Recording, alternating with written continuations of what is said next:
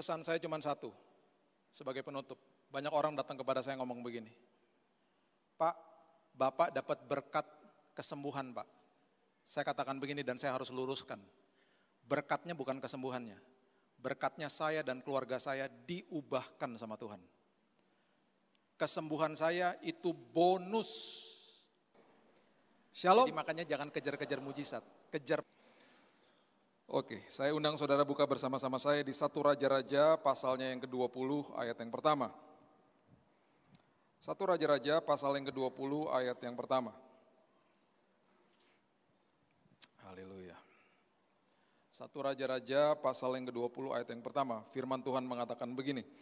Ben-Hadad, Raja Aram, mengumpulkan seluruh tentaranya, 32 orang raja bersama-sama dia, beserta kuda dan kereta. Lalu ia maju, ia mengepung Samaria dan memeranginya. Ada tafsiran yang mengatakan 32 plus dia jadi 33, ada yang mengatakan sudah termasuk 32. Apapun nomor atau jumlahnya, ini banyak.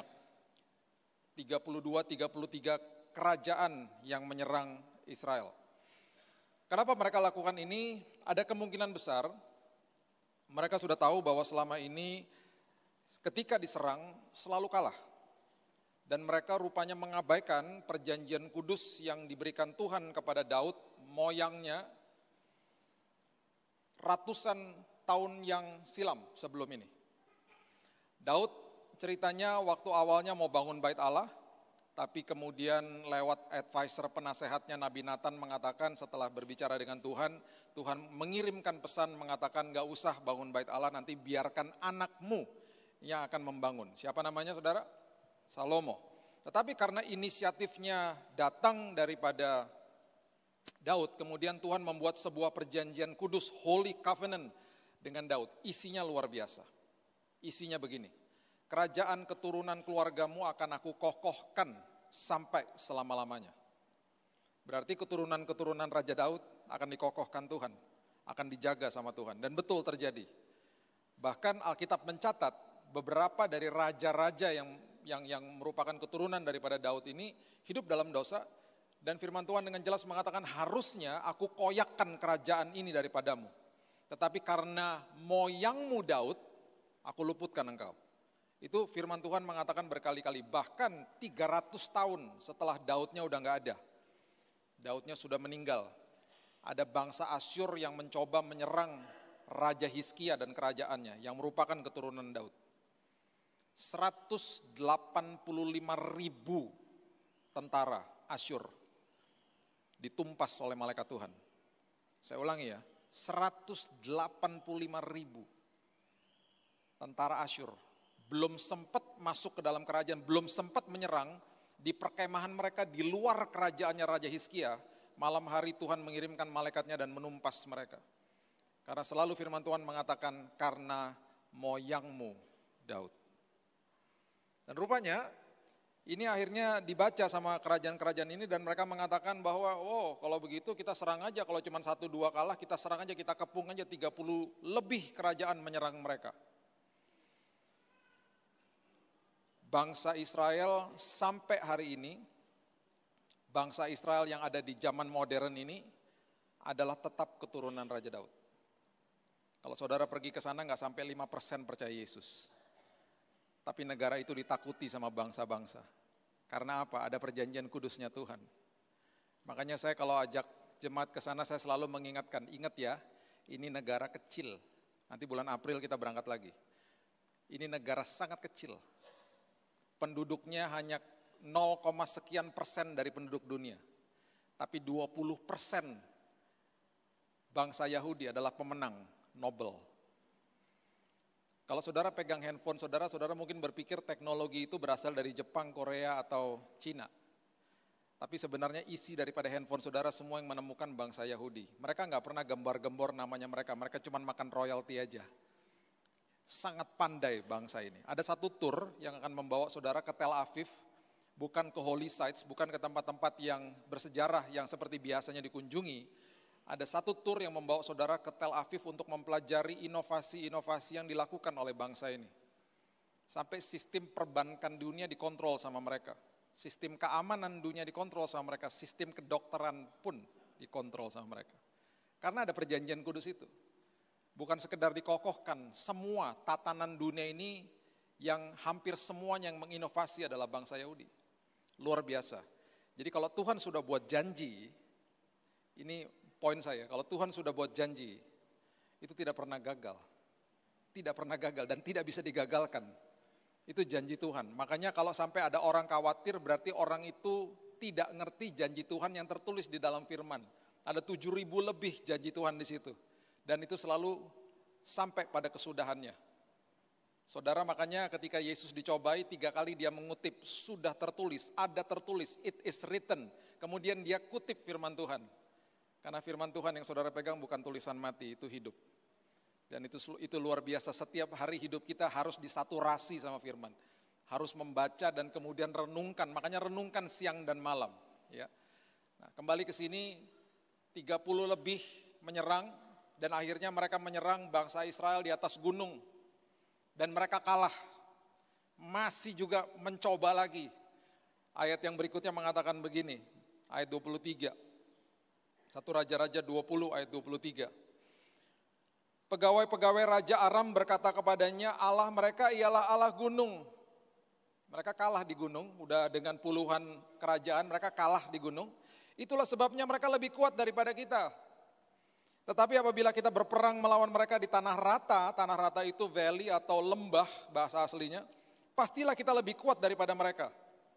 Dengan kata lain, kita kalah di gunung, sekarang kita coba di lembah. Sekali lagi janji Tuhan, kalau sudah betul-betul dihidupi, janji Tuhan itu isinya penuh dengan perlindungan daripada Tuhan. Ayat yang ke-28 mengatakan begini, Tuhan bicara lewat abdinya. 1 Raja-Raja 20 ayat 28. Maka tampillah abdi Allah dan berkata kepada Raja Israel, beginilah firman Tuhan, oleh karena orang Aram itu telah berkata, Tuhan ialah Allah gunung dan bukan Allah dataran atau Allah lembah.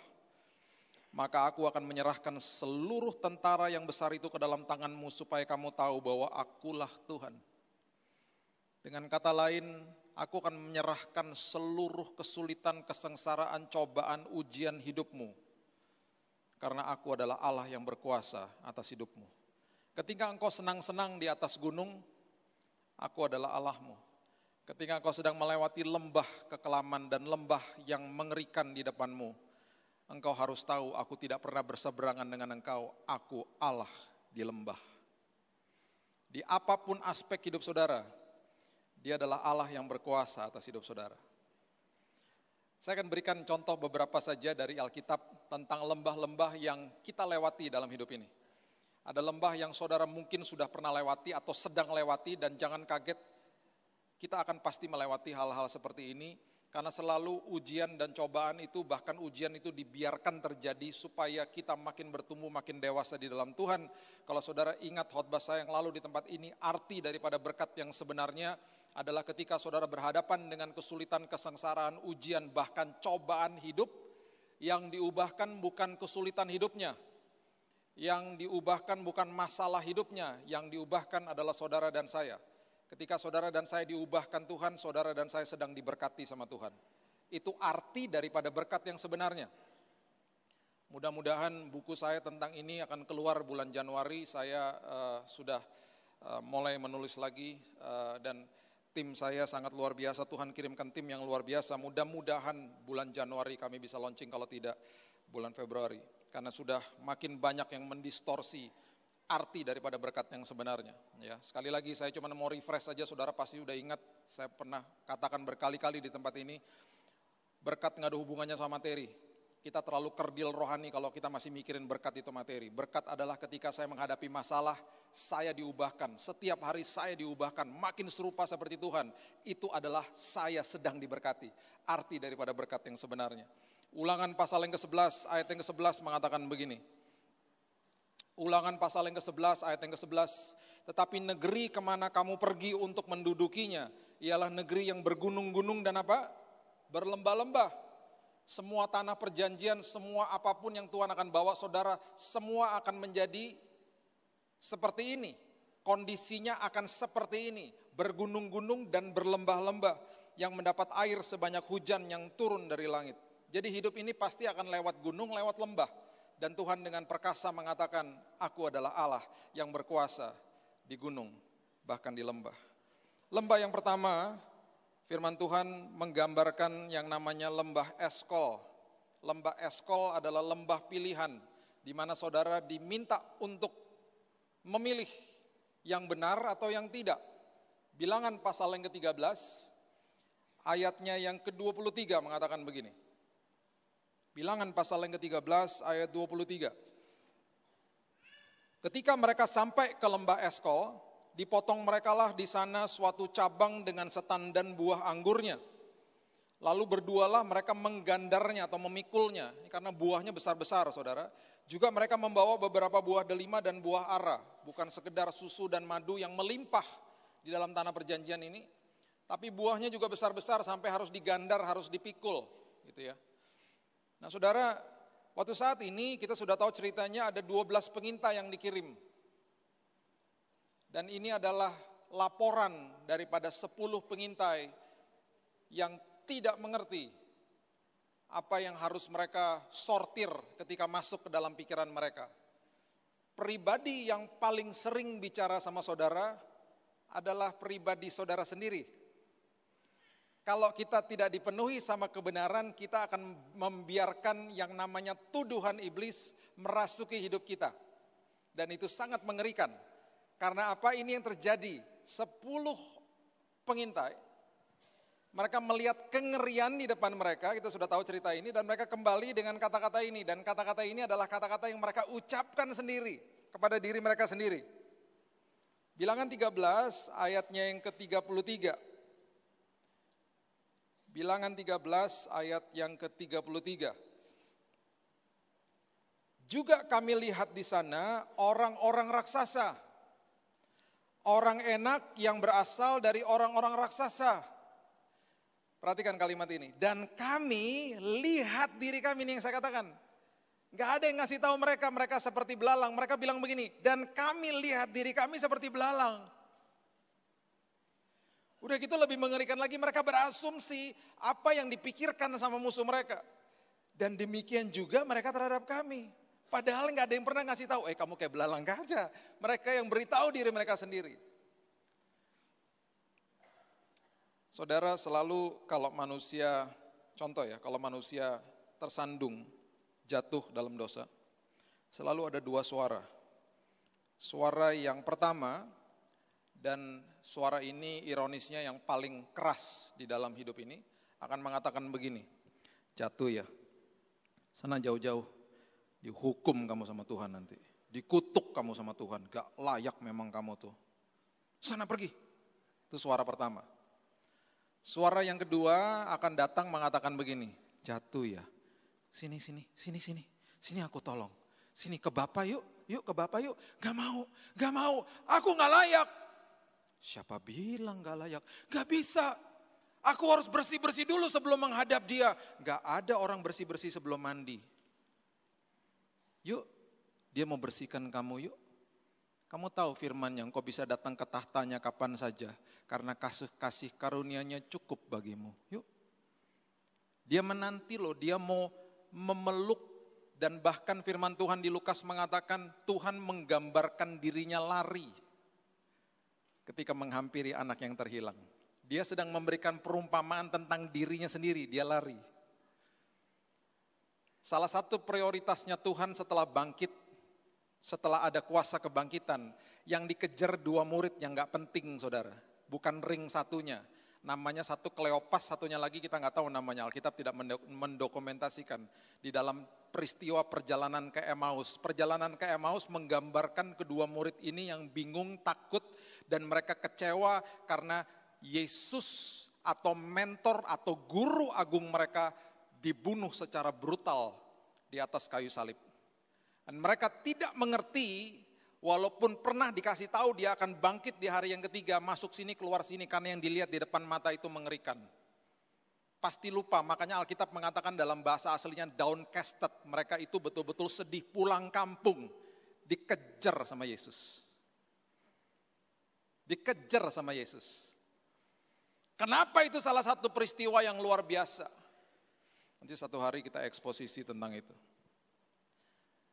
Dia adalah Tuhan yang selalu menanti saudara. Dan seringkali ironisnya suara yang mengatakan untuk datang kepada dia, suara itu kecil sekali di dalam kita. Makanya orang ya yang akhirnya terus membiarkan penuduhan iblis terus terjadi sama hidupnya, ujung-ujungnya bisa bunuh diri loh saudara. Orang kalau bunuh diri itu karena bicara sendiri sama dirinya. Dan dia terus kerap kali menuduh dirinya, gak langsung bunuh diri.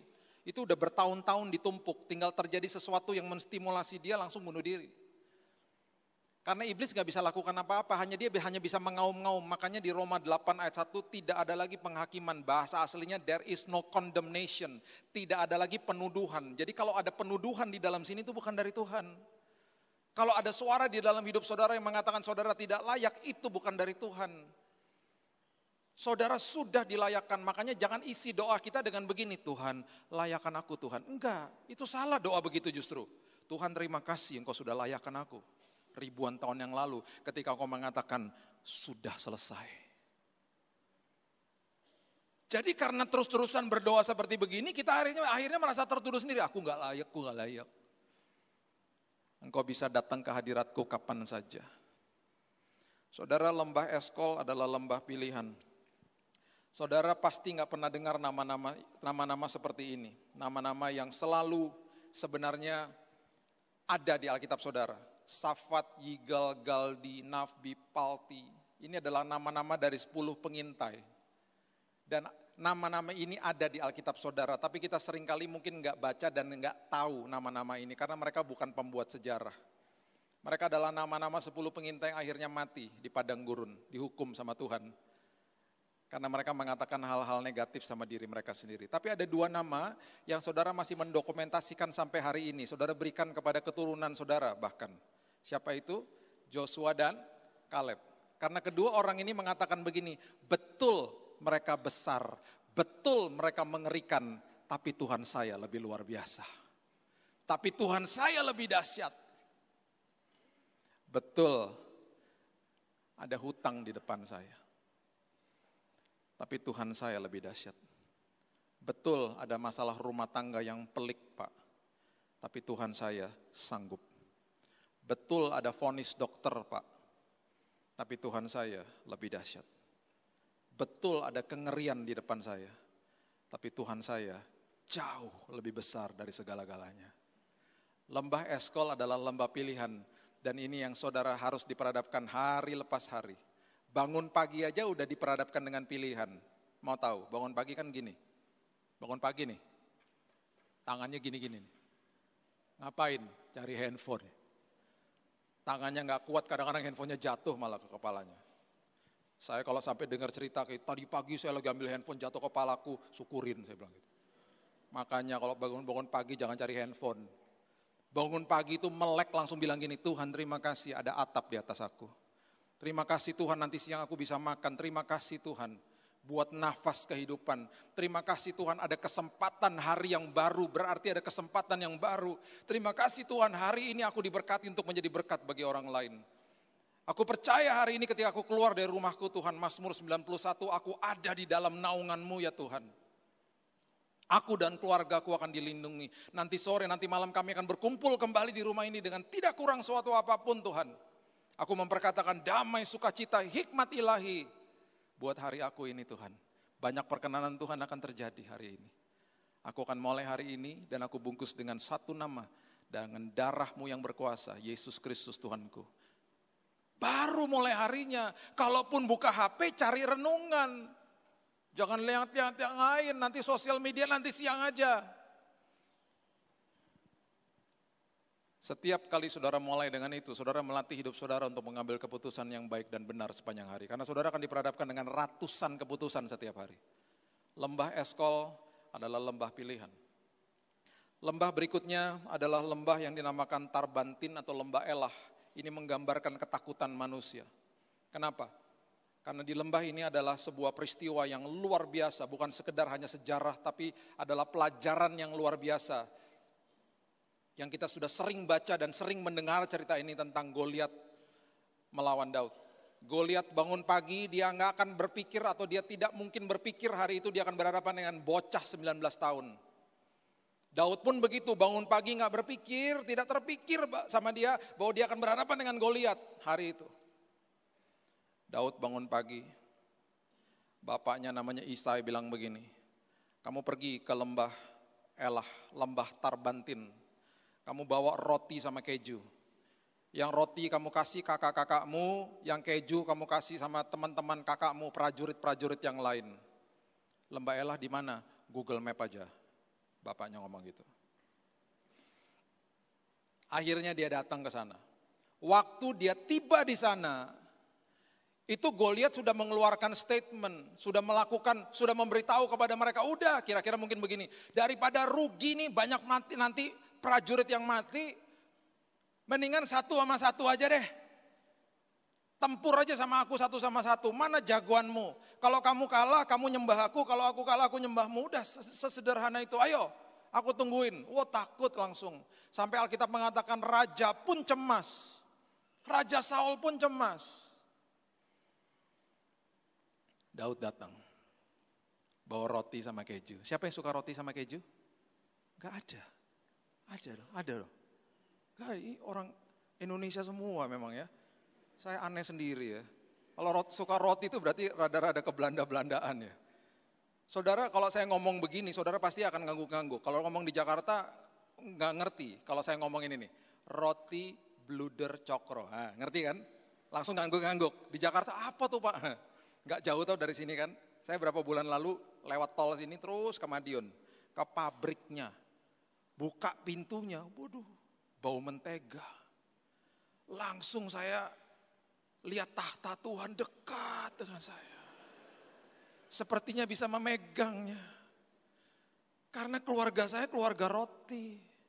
Saya datang keluarga besar dan gak ada orang lagi di situ. Kan kita suka roti keju, terus ada roti keju, tiba-tiba ada yang baru, kita nggak tahu ya baru atau enggak, tapi saya baru lihat. Mbak ini apa Mbak? Golden cheese namanya. Mbaknya bilang, Pak itu beda sama yang cheese, yang keju yang itu Pak. Yang ini Pak kejunya meleleh. Saya dengar kata meleleh, saya pun meleleh. Yang benar Mbak, ini meleleh. Iya, saya lihat kan gak ada orang kan, kalau enggak kan gak sopan ya. Saya krauk semua satu lemari itu, habis rotinya. Karena keluarga besar, Mbak cepetan buat lagi Mbak, nanti pengunjung datang gak ada loh Mbak, habis. Ambil semua Pak, Pak ambil semua Pak, ambil semuanya. Ada 10 orang yang datang. Roti sama keju. Wah.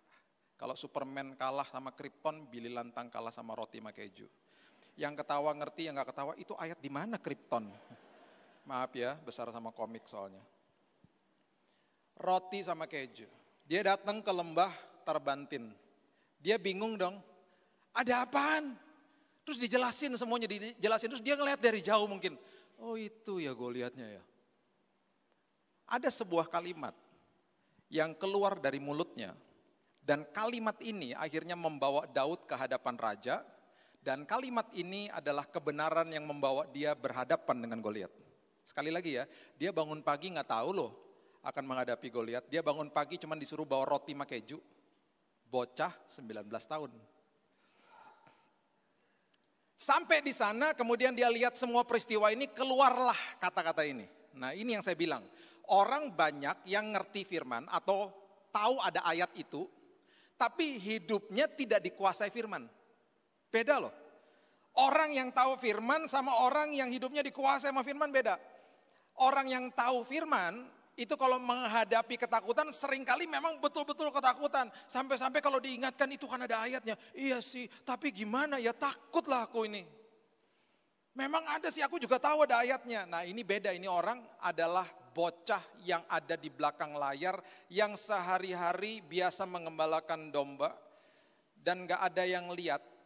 Dan di belakang layar ini karena hidupnya intim sama Tuhan, dikuasai firman, sudah biasa hari lepas hari mematahkan rahang singa atau beruang. Dan gak ada yang lihat. Jadi ini orang luar biasa. Jadi dia datang dia bilang begini, nah ini ada pernyataan dan ada sebuah kebenaran yang mereka juga sebenarnya tahu. Tapi ketika kebenaran ini diucapkan sama orang yang hidupnya dikuasai firman, beda bobotnya. Ketika hidup saudara dikuasai firman, ketika saudara bicara orang dengar karena ada urapan. Beda pokoknya sama orang yang tidak dikuasai firman. 1 Samuel 17 ayat yang ke-26 mengatakan begini. 1 Samuel 17 ayat 26. Lalu berkatalah Daud kepada orang-orang yang berdiri di dekatnya, apakah yang akan dilakukan kepada orang yang mengalahkan orang Filistin itu dan yang menghindarkan cemooh dari Israel? Perhatikan kalimat ini. Siapakah orang Filistin yang tak bersunat ini sampai ia berani mencemooh barisan daripada Allah yang hidup? Kalimat ini adalah kalimat yang membawa Daud ke hadapan raja. Kenapa? Karena gini, saya jelasin. Orang yang tak bersunat, bangsa yang tak bersunat adalah bangsa yang tidak ada hadirat Tuhan. Bangsa yang tak bersunat adalah bangsa yang tidak punya urapan Tuhan. Dan ketika bangsa-bangsa seperti ini melawan bangsa Yahudi atau bangsa Israel yang bersunat, pasti kalah. Nah, ini adalah kebenaran yang mereka pun tahu. Tapi karena keluar dari orang, dari bocah yang hidupnya dikuasai firman, beda bobotnya. Jadi waktu dia bilang lah, kan kalau dia nggak bersunat kan pasti kalah sama kita. Kan kita udah tahu kebenaran ini, kira-kira begitu. Terus prajuritnya ngomong satu sama yang lain, bener juga sih. Terus mereka datang ke raja. Raja, itu adalah bocah 19 tahun lagi bawa roti pakai keju, dia ngomong gini. Bener juga loh raja. Raja bilang, iya sih, bener juga sih. Tapi karena meyakinkan ngomongnya, karena betul-betul orang ini dikuasai firman, ngomongnya ada bobotnya, panggil bocah itu. Berhadapan sama raja. Sekali lagi ya, lagi bawa roti loh. Harusnya bawa roti, drop. Bahkan kakaknya di awal ceritanya bilang begini, pulang sana, disuruh pulang sama kakaknya. Ngapain kamu kesini-kesini, ganggu-ganggu orang aja, pulang sana. Berhadapan dengan raja. Gara-gara kalimat ini. Raja tanya kredibilitasnya, kamu siapa? Lah saya ini anaknya Isai. Kamu bisa apa? Dia mulai audiensi di depan raja. Raja, saya tuh sehari-hari biasa mengembalakan domba di padang. Dan bagi saya domba-domba itu kalau diganggu sama beruang sama singa bagi saya adalah sebuah makhluk yang tak bersunat. Pasti kalah sama saya karena saya adalah bangsa yang bersunat, yang ada hadirat Tuhan. Bagi saya raksasa ini sama aja, sama beruang sama singa. Bentuknya aja beda. Bagi saya sama aja, kita pasti menang. Audiensinya dia di depan raja meyakinkan dan raja sampai bilang begini, oke deh, sudah tahu, nasib sebuah bangsa, saya ulang, nasib sebuah bangsa diserahkan kepada bocah 19 tahun. Ya udah kamu sana deh, hadapi dia. Dikasih baju perang aja gak bisa, kebesaran dan berat gak usah. Dia maju hanya dengan batu dan umban. Diketawain sama Goliat. Tapi karena hidupnya dikuasai firman, dia tahu walaupun masih kecil, ketika bermitra sama Tuhan jadi perkara besar. Karena hidupnya dikuasai firman. Tongkat di tangan Musa gak ada artinya ketika bermitra sama Tuhan membelah lautan. 5 roti dan 2 ikan gak ada artinya ketika bermitra sama Tuhan ribuan orang makan. Batu dan umban gak ada artinya diketawai sama Goliat, tapi ketika bermitra sama Tuhan mati Goliat. Saudara mungkin bilang begini, saya cuma punya air mata Pak sama dengkul untuk berdoa setiap hari dan gak ada yang lihat. Saya mau beritahu kepada saudara, dengkul saudara dan air mata saudara ketika bermitra sama Tuhan, perkara besar terjadi sama hidup saudara. Gak ada artinya mungkin di hadapan dunia, tapi di mata Tuhan itu sangat luar biasa berharga. Hidup harus dikuasai firman, makanya hidup intim sama Tuhan itu gaya hidup bukan keharusan. Saya selalu katakan itu. Kalau keharusan, saya ingetin lagi ya saudara ya. Kalau keharusan itu kayak anak kecil, diharuskan. Selalu 3 hal terjadi, lupa, capek, berontak. Lupa, capek, berontak. Anak kecil selalu gitu. Kalau nggak lupa, capek lah, nggak konsisten atau nggak berontak sama orang tuanya. Kalau kita baca firman sama doa masih lupa, capek, berontak, kita masih di level keharusan. Faktor eksternal kalau keharusan. Kalau gaya hidup itu lahir dari dalam sini. Nggak disuruh pun udah lahir dari dalam sini. Sebelum tidur bangun pagi nyarinya firman, bukan nyari handphone. Karena nagih dari dalam sini, seperti makan dan minum kan nagih, gaya hidup soalnya. Ketika saudara jadikan itu gaya hidup, ketika ujian tiba, kita semuanya siap. Karena apa? Setiap hari sudah dilatih seperti itu, hidupnya dikuasai firman soalnya. Lembah yang terakhir adalah lembah yang saya katakan lembah ini embahnya lembah. Kalau embahnya lembah ini berarti ketakutan, kebingungan, kekhawatiran, semuanya jadi satu numplek di situ. Alkitab mengatakan lembah ini adalah lembah kekelaman. Mazmur 23 ayat yang keempat mengatakan begini.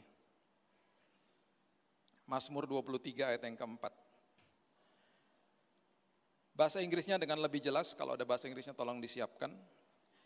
Bahasa Indonesia mengatakan, sekalipun aku berjalan dalam lembah kekelaman, aku tidak takut bahaya, sebab engkau besertaku, gadamu dan tongkatmu itulah yang menghibur aku. Ya. Ada 1.500 kata-kata di dalam Alkitab saudara yang sedang digodok, yang sedang diperbaiki. Mudah-mudahan saya beberapa kali meeting dengan teman-teman dari lembaga Alkitab. Mudah-mudahan tahun depan kalau selesai, saudara akan memegang Alkitab dengan ejaan yang paling baru. Ada 1.500 kata-kata yang akan dipertajam, akan diperbaharui gitu ya. Bahasa Inggrisnya ada Psalms 23. Nah, ini lihat. Saya cuma mau saudara lihat bagian yang pertama aja. Though I walk through. I walk through itu berarti kalau saudara melewati lembah kekelaman, saudara hanya lewat. Enggak diam di situ. Ini Daud yang saya katakan tadi hidupnya betul-betul dikuasai firman, mengeluarkan sebuah statement yang luar biasa. Karena dia udah ngalami. Dia udah ngalami. Though I walk through. Saya cuma lewat kok. Saya enggak berdiam di situ. Terus dia katakan begini yang luar biasa. The valley of the shadow of death. Lembah bayang-bayang maut. Kalau itu bayang-bayang maut, ada sebuah pesan yang Daud sedang berikan kepada kita semuanya. Yang pertama, kalau itu bayang-bayang maut, bayangan itu selalu tampaknya lebih besar daripada aslinya. Jadi masalah saudara itu sering kali tampaknya lebih besar, dibesar-besarkan sama iblis. Kita sedang ditakut-takuti. Yang kedua, kalau itu bayangan, bayangan tidak akan pernah melukai saudara. Dan tidak bisa melukai saudara. Gak ada bapak-bapak meninggal karena ditabrak sama bayangan truk, gak ada. Gak ada. Bayangan tidak akan bisa melukai saudara. Itu yang dia sedang memberikan pesan kepada kita. Yang ketiga ini paling luar biasa. Kalau itu ada bayangan, berarti di situ ada indikasi cahaya. Karena tanpa cahaya gak mungkin ada bayangan. Dengan kata lain, Tuhan ada di lembah kekelaman saudara. Dia bertahta di situ, dia berjalan bersama saudara. Makanya terjadilah bayangan. Dia memegang tangan saudara, dia tidak pernah berseberangan dengan saudara, dia ada di sisi saudara, dia yang bertempur bagi saudara, dia yang katakan sebentar kita akan lewati ya, kamu tenang aja. Beberapa kali mungkin kamu akan tersandung, tapi kamu tidak akan pernah jatuh karena tanganku yang memegang tanganmu. Sesekali secara emosi kamu akan merasa bahwa aku tidak ada di sini, tapi latih kehidupan rohmu. Karena aku selalu ada di sini memegang tanganmu. Jangan pernah katakan aku enggak peduli atau aku tidak ada di sini. Kita pasti sampai ke seberang dengan selamat. Karena kita cuman walking through, cuman lewat. Tenang ya, yuk kita lewat. Saudara sudah tahu kesaksian saya, mungkin sudah dengar saya kemarin. Saya tadi lihat jadwal saya waktu duduk di sini. Tanggal 12 Mei kemarin ini harusnya saya berkhotbah di sini. Tapi digantikan sama adik saya. Tanggal 12 Mei itu waktu saya lihat di sini saya sampai merinding juga tadi sendiri. Saya lihat ada note saya di situ, itu hari terakhir saya dirawat di rumah sakit, dan tanggal 12 Mei yang harusnya saya ada di GAB Mojokerto, saya dikeluarkan dari rumah sakit dan saya dinyatakan tidak usah kembali lagi, maksudnya gitu. Yaitu hari terakhir saya. Jadi ketika kemarin saya sampai ke sini saya merinding juga dan saya sempat meneteskan air mata di kamar hotel saya karena tempat-tempat yang saya batalkan kemarin selama 6 bulan terakhir ini, ketika saya kembali lagi saya mengucap syukur sama Tuhan. Tuhan berikan kesempatan. Saudara mungkin sudah dengar, saya nggak bisa ceritakan secara detail, tapi garis besarnya kira-kira tanggal 2 Januari kemarin, saya ada di depan dokter di Singapura dan dokter katakan saya terkena atau terdiagnosa acute myeloid leukemia. AML itu adalah jenis kanker darah yang paling mematikan, dan saya tanya sama dokter karena saya awam dan tidak ngerti, dan saya tanya, "Dok, stadium berapa?" Dokter bilang di kanker darah nggak ada stadium, yang ada jenis, Pak. Jenis AML atau acute myeloid leukemia adalah jenis yang didiagnosakan kepada ibu negara kita, Ibu Ani. Dan beliau dipanggil Tuhan 3,5 bulan setelah beliau didiagnosa. Beliau dirawat juga tidak jauh dari saya. Dan waktu dokter mengatakan begini, "Pak, jenis AML, jenis ini adalah jenis yang paling mematikan. Jenis ini adalah jenis yang penyebarannya sangat cepat, dan kemudian bukan sekedar penyebarannya cepat, tapi dia membunuhnya juga cepat." Jadi dokter mengatakan, "You are in the process of dying," Bapak dalam proses kematian. Saudara, 2 hal saya tanya kepada dokter, berapa biayanya kalau saya berobat di Singapura, karena saya nggak punya asuransi untuk cover saya di Singapura. Yang kedua, berapa lama lagi setelah dokter bicara begini saya harus dirawat. Dokter bilang, dokter sebutkan angkanya untuk dana awalnya, dan kemudian dia bilang sama saya, nggak lebih dari seminggu, Pak. Nggak lebih dari 7 hari, Bapak sudah harus di kemo. Saya bilang, "Mohon maaf dok, saya harus pulang karena anak saya yang kedua ini ikut, dan saya harus pulangin dia ke Jakarta karena dia ini harus berhadapan dengan UN, ujian nasional, kelas 6 SD kemarin."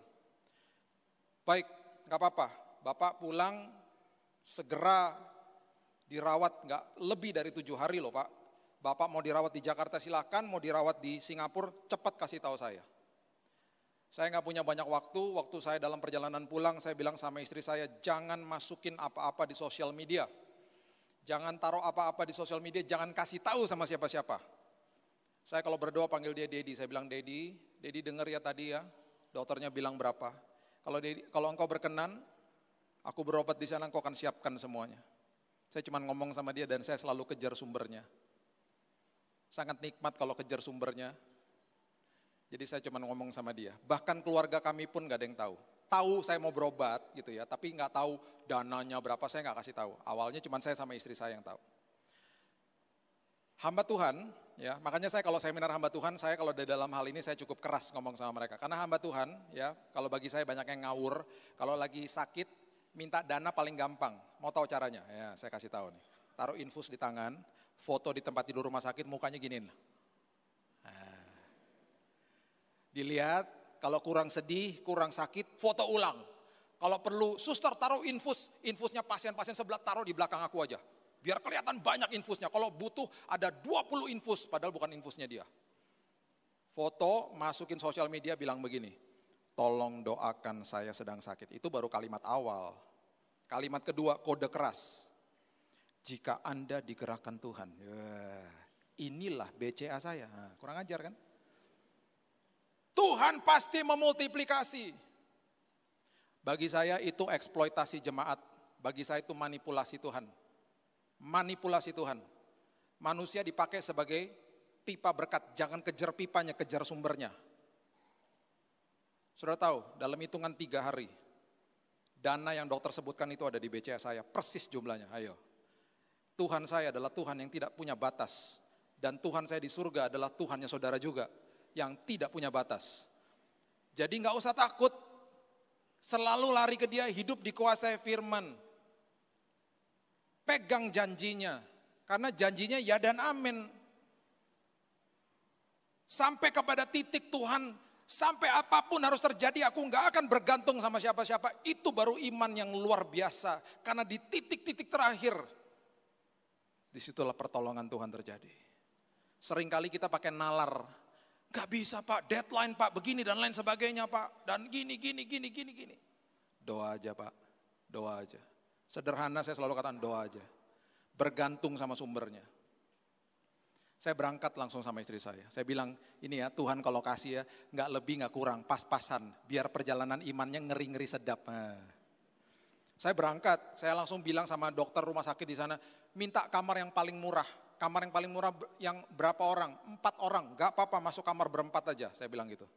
Masuk kamar berempat itu saya masuk rumah sakit udah habis-habisan saudara, karena tubuh saya maksud saya udah habis-habisan, karena ini udah pendarahan di sini. Karena kalau kanker darah yang AML ini udah pembuluh darah pecah udah di mana-mana. Gusi saya udah berdarah semua. Dan HB saya, darah merah saya mungkin udah di bawah 5 saat itu, karena darah merah kan penghantar oksigen. Saya berjalan sedikit udah megap-megap. Jadi saya masuk rumah sakit udah pakai kursi roda. Sampai masuk di kamar yang berempat, dalam kondisi yang udah makin drop. Saya mulai pengen muntah di situ karena bau makanan. Kan pasien-pasien lain kan ada makan, sebelah saya makanan India, depan saya bakmi, belum lagi makanan rumah sakit. Waduh, makin enak. Saya bilang sama dokter, "Dok, tolong dok. Kita kan lihat di website ada kamar yang sendiri, one bedroom, tapi bukan VIP.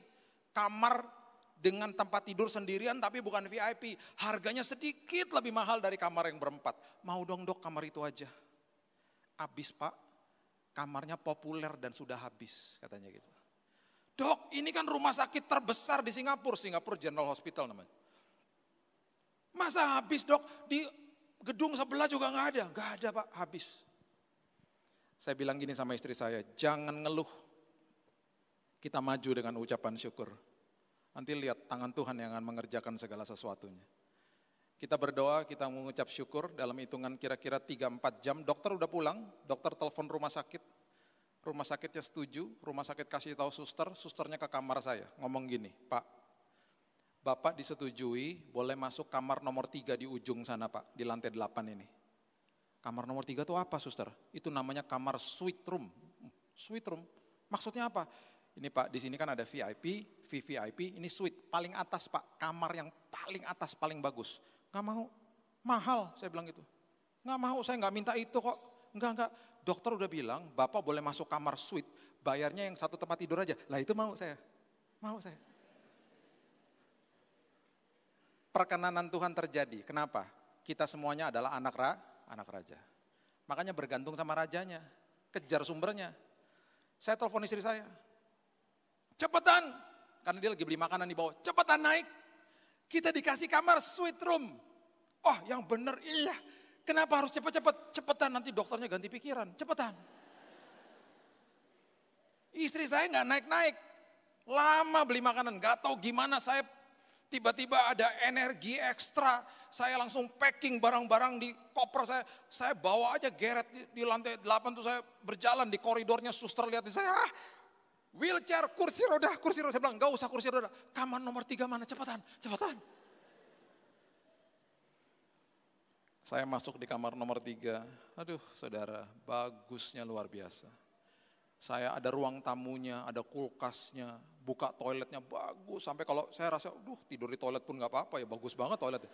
Sampai kayak hotel loh, hotel bintang 5, bintang 6 kali, luar biasa bagusnya. Rupanya Tuhan udah kasih enak-enak karena besoknya mau dengar vonis. Tanggal 8 Januari 2019, Dr. Grace masuk ke kamar saya. Dokter kasih karunia, namanya Grace. Dia datang, dokter ya, kalau udah ngomong terus ada jedah-jedahnya tuh ngeri loh saudara. Jadi kalau ngomong terus gini, terus ngambil nafas ya. Aduh itu ngeri tuh. Dia bilang begini, "Pak, umur Bapak hanya 3 bulan Pak. Paling lama 6 bulan. Paling lama 6 bulan. Saya cuma tersenyum ngeliatin dia. Gitu ya. Separah itunya, iya. Kami udah cek Pak, tim dokternya ada 10, satunya orang Amerika. Dicek dari semua angle, sudah diperkirakan dimasukin ke dalam satu simulasi, 3 bulan Pak. Karena penyakit ini adalah penyakit yang paling mematikan Pak, jenis kanker darah mematikan. Pak, kita sudah buat obatnya, obat kemonya itu berat Pak. Dan kita nggak punya pilihan lain, karena penyakitnya berat, obatnya juga harus berat. Dan obat ini beresiko Pak, risiko tinggi. Kenapa dok? Susternya bilang kalau saya lagi beberes, cairan kemo itu jatuh ke tangan saya, atau netes 1 tetes saja ke tangan saya kebakar. Dan dokter bilang, nah itu Pak, cairan itu yang keras itu, kami akan injeksi masuk ke dalam tubuh Bapak. Tidak lewat infus biasa di tangan, infusnya ditanamnya di dada. dimasukin selang sepanjang begini, masukin ke dalam tubuh saya. Kita akan injeksi 500 mili, seperti satu botol aqua, setiap hari kali 7 hari. Jadi 7 hari non-stop ditetesin cairan itu. Jadi Pak, ada kemungkinan besar, karena kalau jatuh ke kulit aja udah sampai kebakar, ini betul-betul akan membakar organ-organ tubuh Bapak di dalam.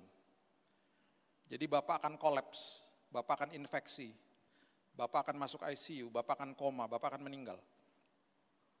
50%, 70% pengobatannya gagal. Jadi Pak, nggak diobati meninggal, diobati pun meninggal. Saya bilang sama dokternya, ya sudah, kalau memang harus begitu, ya sudah.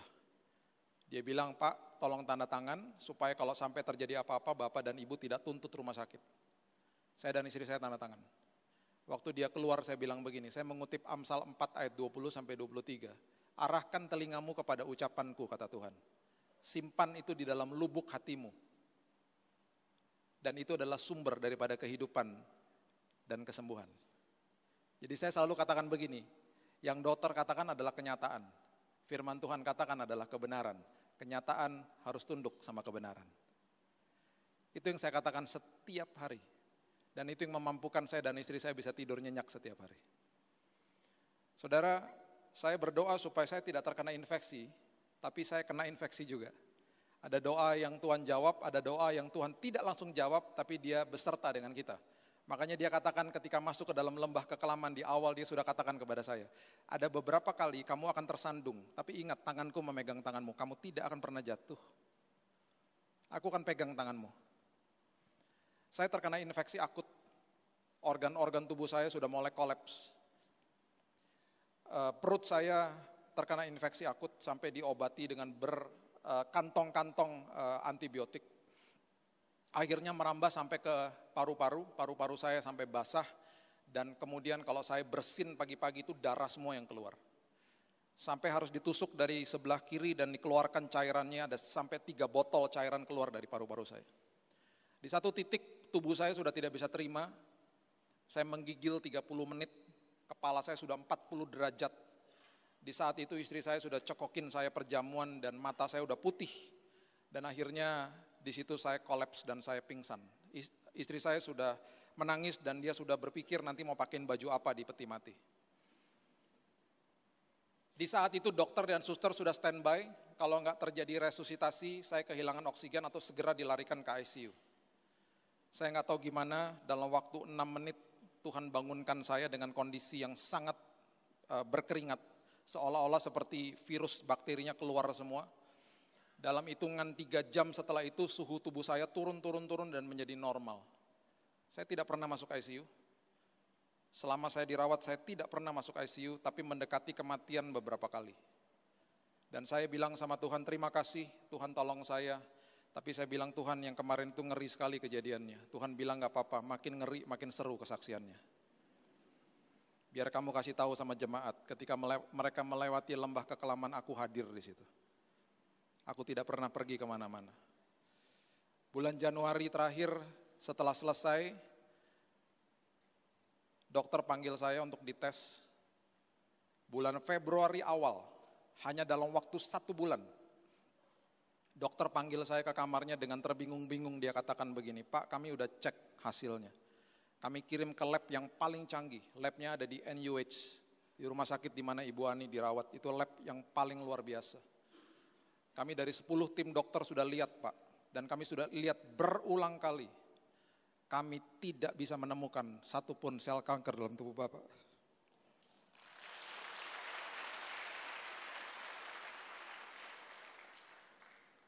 Saya masih shock. Saya masih sempat bahkan bertanya sama dia, dok, biasanya kalau saya baca di review, biasanya masih ada 5%, berapa persen tersisa. Dia bilang tidak ada Pak. Bapak dinyatakan bersih hari ini. Bersih total. Saudara, tagihan rumah sakit saya membengkak 3 kali lipat. Tuhan mengirimkan 80 orang ke rumah sakit yang gak pernah saya undang. Karena ada 100 WhatsApp saya gak pernah balas. Sepertiganya yang datang saya gak kenal. Dari gereja-gereja lokal. Mereka ada yang ke business office, ada yang bayarin dan lain sebagainya. Saya keluar dari rumah sakit di sana, bukan sekedar tagihan saya dibayar lunas sama Tuhan. Saya pulang bawa uang kelebihan, karena yang bayar kelebihan. Tuhan mengatakan begini kepada saya, kamu gak punya asuransi, saya asuransinya kamu. Saya adalah Tuhan yang tidak punya batas. Makin kamu bergantung kepada sumbernya, aku tidak pernah akan mengecewakan dirimu. Saudara, saya masih dirawat lagi, dan dokter katakan, Pak dirawat ringan aja ya Pak, nanti 2 kali Singapura, 2 kali di Jakarta. Jadi tanggal 12 Mei kemarin yang harusnya saya ada di sini, itu hari terakhir saya ada di rumah sakit di Jakarta. Karena saya keluar masuk, 2 minggu dirawat, 2 minggu keluar, 2 minggu dirawat lagi untuk pengobatan yang sangat ringan. Tanggal 12 kemarin saya minta adik saya untuk menggantikan saya di sini, mungkin dia sudah cerita juga. Dan setelah saya keluar, diadakan tes terakhir di bulan Mei terakhir, hasilnya keluar bulan Juni awal. Dokter mengatakan, Pak bukan sekedar kali ini hasilnya, bukan sekedar sel kankernya hilang Pak, indikasi ada sel kanker pun tidak ada Pak. Bapak di stop perawatannya, bahkan Bapak keluar dari rumah sakit tidak diberikan obat satupun. Bapak cuma jaga makan aja sama banyak tidur Pak, itu aja. Pertanyaan pertama saya, boleh khotbah lagi dok? Boleh. Boleh traveling lagi dok? Boleh. Makanya saya ke Mojokerto.